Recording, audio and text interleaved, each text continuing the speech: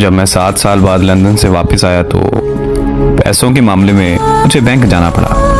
वहाँ की branch manager बहुत ही खूबसूरत लड़की थी जिसने मुझे अच्छे तरीके से डील किया।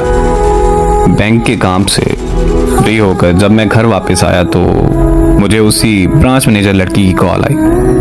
वो मुझे कहने लगी कि आप अपना शनाख्ती कार्ड बैंक में ही भूल गए। तो मैंने उसे कहा कि मैं कल आकर बैंक से ले लूँगा, लेकिन वो शाम को हमारे घर आ गई।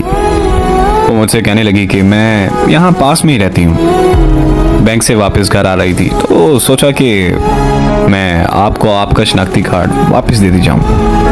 हमारे घर में मेरे अलावा मेरे माँ बाप और एक छोटा भाई था। अम्मी ने उससे चाय का पूछा तो उसने हाँ कर दी। फिर उसने बैठकर हमारे साथ चाय पी और वापस अपने घर चली गई। वो मेरी अम्मी की काफ़ी अच्छी सहेली बन गई थी, इसीलिए वो रोज़ बैंक से वापसी पर हमारे घर से होकर अपने घर जाने लगी। मैं और वो रोज़ शाम को चाय पीते और खूब बातें करते थे।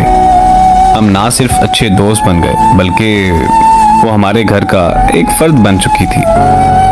फिर एक दिन उसे पता चला कि मैं लंदन वापस जा रहा हूँ तो वो मेरे कमरे में आकर रोने लगी और ये कहने लगी कि मैं आपसे बहुत ज़्यादा प्यार करती हूँ, मैं आपको देखे बगैर नहीं रह सकती, इसीलिए रोज़ आपके घर आती हूँ, आप प्लीज़ मुझसे इतनी दूर मत जाएं। उसका इजहार मोहब्बत सुनकर मुझे बहुत खुशी हुई क्योंकि मैं भी उससे बहुत ज़्यादा प्यार करता था, मगर इजहार करने से डरता था कि कहीं हमारी दोस्ती भी ख़त्म ना हो जाए। फिर मैंने उसे अपने गले लगाकर अपनी मोहब्बत का इजहार किया और ये वादा किया कि मैं उसे छोड़कर कहीं नहीं जाऊंगा। इस तरह मैं वापस लंदन नहीं गया। फिर हमारे घर वालों की मुलाकात के बाद हमारा रिश्ता पक्का हो गया। 15 दिन बाद हमारी शादी रख दी गई। हम दोनों ने अपनी शादी की सारी शॉपिंग एक साथ की। हम दोनों बहुत खुश थे, लेकिन हमें क्या पता था कि हमारी खुशियों को किसी की नज़र लगने वाली है। हमारी शादी के एक हफ्ता पहले उसकी बड़ी बहन की मौत हो गई। उनके घर में मातम सा छा गया। ऐसे हालात में हमारी शादी मुमकिन नहीं थी, इसीलिए हमारी शादी कुछ महीनों के लिए रोक दी गई। वो बहुत चुप रहने लगी थी, मुझसे बात तक नहीं करती थी।